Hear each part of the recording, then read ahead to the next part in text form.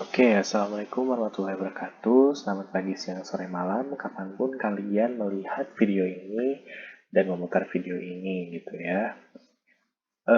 Sekarang ini aku bakal ngejelasin tentang eksponen gitu ya. Tapi untuk itu, biar nggak kepanjangan juga videonya, jadi aku bakal bagi jadi 3 part. Bakal ada part pertama, sifat eksponen, part kedua, persamaan eksponen, dan part ketiga, ada pertidaksamaan eksponen gitu. Nanti setiap kelas bakal ada kode yang berbeda yang dikasih untuk presensi. Ini ada apa kodenya, apa linknya di bit.ly atau presensi kelas 3 September. Untuk 3 video linknya sama tapi kodenya beda gitu ya. Jadi setiap video nanti kalian bisa ngisi presensinya atau feedbacknya lah ya. Buat aku juga, jangan lupa diisi kritik sarannya, itu wajib ya biar bisa ada improvement gitu dari pembelajaran ini. Oke, sekarang kita mulai dari yang pertama kali ya. Mulai dari sifat eksponen dulu. Oke, di sini di modulnya udah ditulis sifat eksponen ada 8 gitu kan. Nah, tapi gini, kalau misalnya kalian mau mikir, ini harus dihafalin nggak sih 88-nya? Oh enggak, kalau misalnya harus dihafalin cukup susah ya karena banyak gitu kan. Nah, tapi aku mau bawa kalian ke konsepnya dulu. Maksudnya kenapa sih nih A pangkat P kali A pangkat Q itu kenapa tiba-tiba A pangkat P plus Q gitu? Dari mana dapetnya? Nah, kita lihat dulu nih. Kita pembuktian lah ya dari rumus yang nomor 1. Oke, rumus yang nomor 1 berbunyi bahwa A pangkat P dikali A pangkat Q itu hasilnya sama dengan A pangkat P plus Q gitu kan. Nah, kenapa bisa kayak gini? Kita pakai pembuktian. Misal, ada suatu angka 2 pangkat 3 dikali sama 2 pangkat 1 misalnya. Sesuai teorema ini, akan menjadi 2 pangkat 4 kan ya? Nah, sekarang kenapa bisa kayak gitu? Kita lihat, 2 pangkat 3 itu ketika kita jabarin, ini akan menjadi 2 kali 2 kali 2 sebanyak 3 kali. Dan yang ini 2 pangkat 1 adalah 2 aja. Maksudnya 2 1 kali gitu ditulisnya. Nah, lalu operasi ini dikalikan.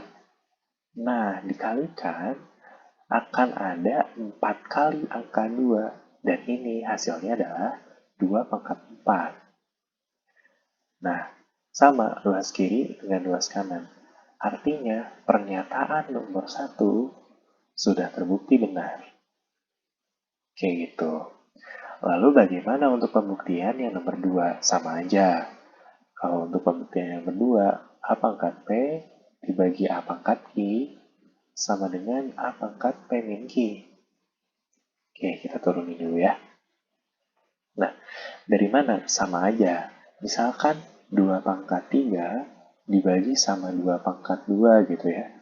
Nah, ini akan sama dengan 2 pangkat 1 gitu loh. Dari mana?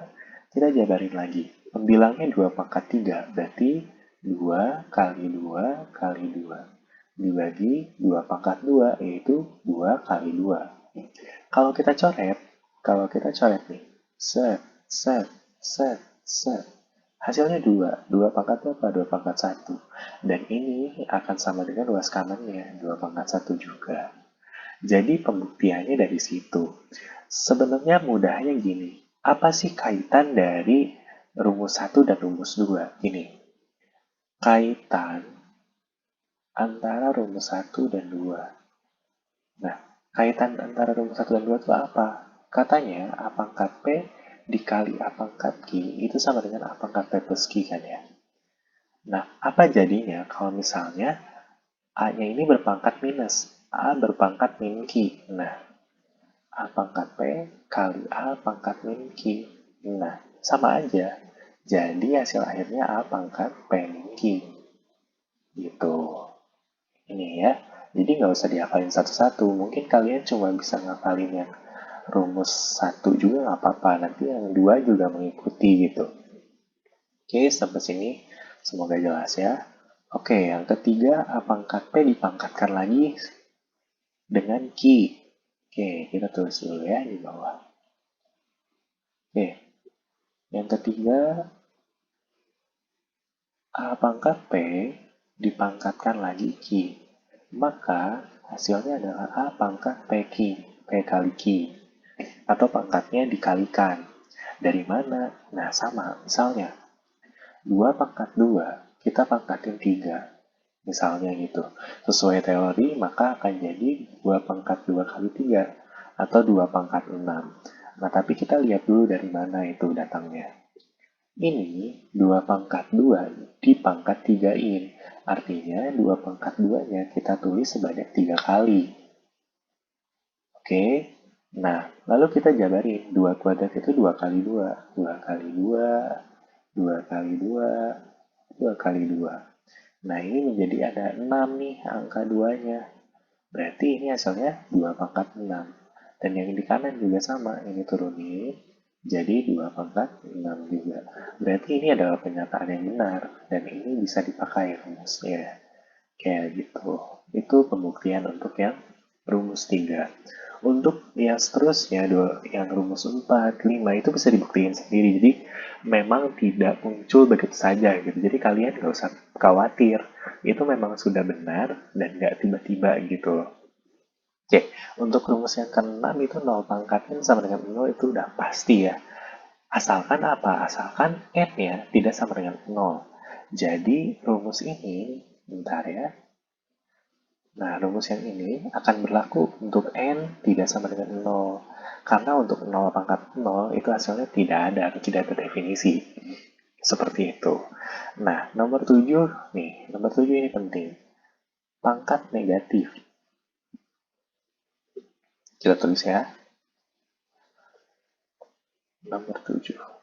Pangkat negatif bahwa katanya A pangkat min n itu sama dengan 1 per A pangkat n.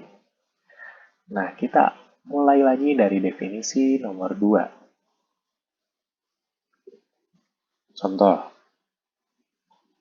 2 pangkat 2 dibagi 2 pangkat 3. Nah, sesuai definisi pengurangan dari pembagian, ini akan menjadi 2 pangkat 2 min 3. Ya kan? Dari definisi pembagian tadi yang sifat nomor 2. Nah, kalau kita jabarin, 2 kali 2, ini pembilang. Penyebutnya 2 kali 2 kali 2 sebanyak 3 kali. Nah, lalu kita coret nih. 2-nya set, set, set, set. Sisanya berapa? 1 per 2. Sedangkan ruas kanan, karena tadi sudah dibuktikan, ini menjadi 2 pangkat min 1. Nah, artinya apa? 2 pangkat min 1, oke, 2 pangkat min 1, ini pangkatnya, akan sama dengan 1 per 2 pangkat 1. Ini 2 pangkat 1 nih maksudnya. Artinya apa? Artinya rumus ini sudah dibuktikan dan ini benar. Oke, paham ya sampai sini? Kalau misalnya masih bingung, boleh diulang lagi penjelasannya, di rewind aja. Bisa, nanti bisa diulang-ulang. Sekalian kalian catat, biar kalian makin hafal gitu. Dan sifat yang terakhir adalah pangkat pecahan. Nah, pangkat pecahan ini bisa didefinisikan sebagai akar. Oke, misalnya A pangkat N per N itu akan sama dengan A pangkat N diakar pangkatkan oleh N. Oke, ini definisi dari sananya gitu ya. Jadi, ini sudah mutlak seperti ini. Oke, contohnya kayak gimana? Misal, 4 pangkat 3 per 2 misalnya gitu. Ini hasilnya akan menjadi 4 pangkat 3 diakarkan. Nah, bingung nih, gimana cara menentukan nilainya? Lebih gampangnya, kita ubah dulu. 4-nya jadi 2 kuadrat. Oke, paham? Pakai kurung. Pangkat dipangkatkan 3 per 2. Nah, sesuai dengan sifat yang tadi sudah dijelaskan, kalau pangkat dipangkatin, maka pangkatnya dikalikan. 2 pangkat 2 kali 3 per 2. Hasilnya dicoret, ya. Ini coret 2-nya, maka akan tersisa 2 pangkat 3 atau sama dengan 8. Nah, artinya 4 pangkat 3 per 2 hasilnya 8. Kayak gitu teman-teman. Jadi caranya bisa diutak-atik lah. Gimana pun caranya supaya menemukan hasil yang dimaksud gitu. Oke, misalnya gimana sih penerapannya gitu ya. Aku mau kasih tahu dulu ke kalian bahwa nggak semuanya berawal dari ruas kiri. Biasanya kalau di soal berawalnya itu dari ruas kanan. Maksudnya apa? Nih lihat. Untuk penggunaan rumus ini, A pangkat P kali A pangkat Q itu sama dengan A pangkat P plus Q. Biasanya kalian menemukannya dari bentuk kanan doang. Misalnya kayak 2 pangkat 3 dikali 2 pangkat 2 sama dengan 2 pangkat 5. Biasanya kalian cuma nemu dari ruas kiri menjadi ruas kanan. Tapi biasanya kalau di soal itu kebalikannya. Jadi kalian bakal menemukan dari ruas kanan jadi ruas kiri. Maksudnya apa? Misal, ada bentuk 2 pangkat X min 1. Nah ini berasal dari ruas kanan. Dan kalian bisa aja mengubah jadi ruas kiri. Gimana caranya? Nah, pakai persamaan yang ini. Oke, misalkan kalau misalnya kita lihat nih ya, X-nya akan setara dengan P. Kita misalkan P. Lalu misalnya min satunya itu adalah Q. Nah, tinggal kita ubah jadi bentuk yang kiri. Jadi gimana? Sama dengan 2 pangkat X dikali 2 pangkat min 1. Nah, ada nih bentuk 2 pangkat min 1. Tadi udah dijelasin. Kalau 2 pangkat minus, akhirnya akan menjadi 1 per 2 pangkat. Jadi 2 pangkat X dibagi 2 pangkat 1. Atau sama dengan 2 pangkat X per 2. Nah, ini fungsinya apa sih? Nanti biasanya kelihatan fungsinya itu pas udah mengerjakan tentang soal persamaan eksponen. Jadi, jangan lupa dipegang terus gitu ya. Kalau misalnya kalian nemu bentuk penjumlahan, misalnya lagi deh, 3 pangkat 2 X plus 1, nah ini bisa diubah jadi ke ruas kiri.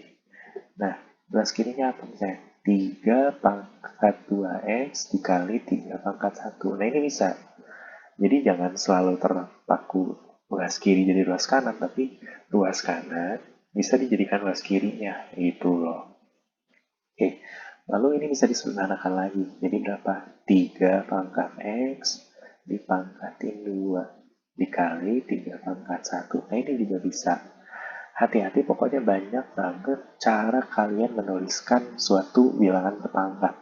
Atau ini juga bisa dibalik. 3 kuadrat dipangkatin X dikali 3 pangkat 1.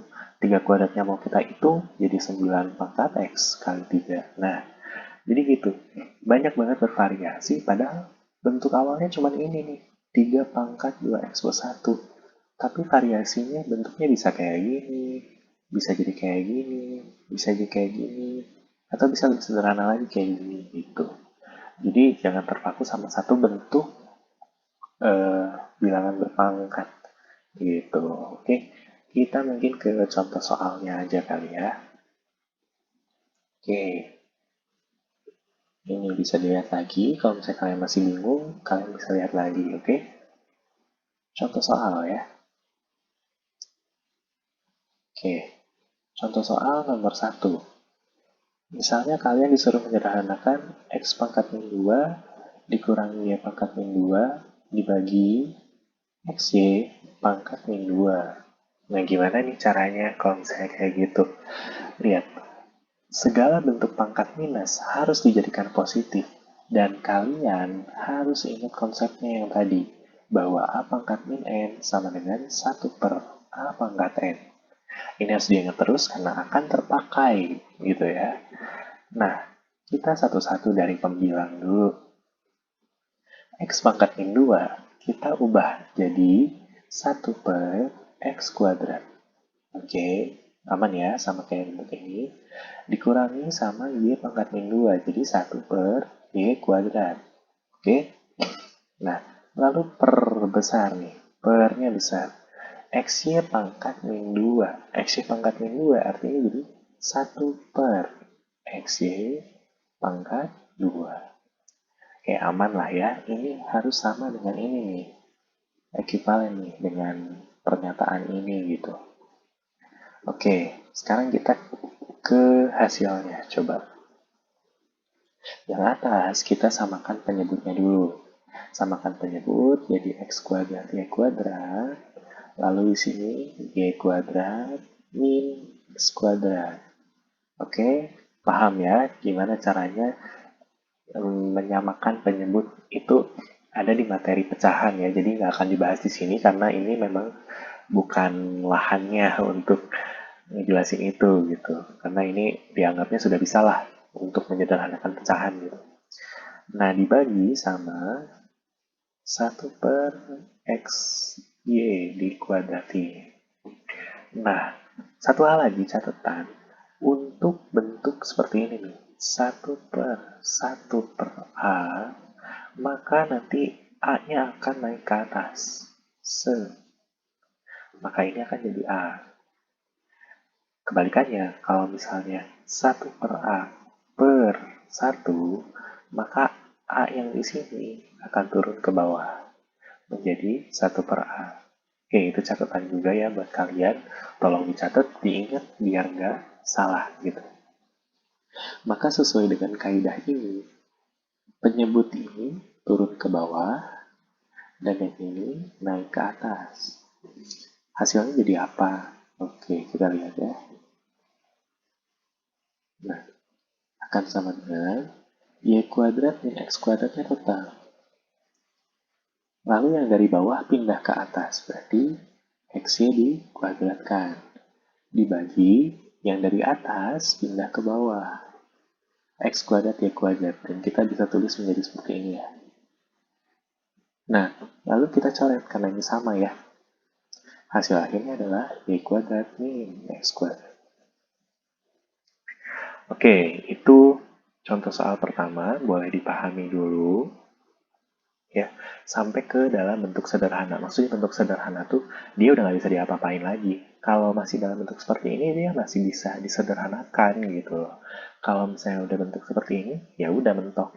Gini aja, emang bentuk paling sederhananya seperti itu gitu. Oke, itu pahami dulu soal yang nomor 1.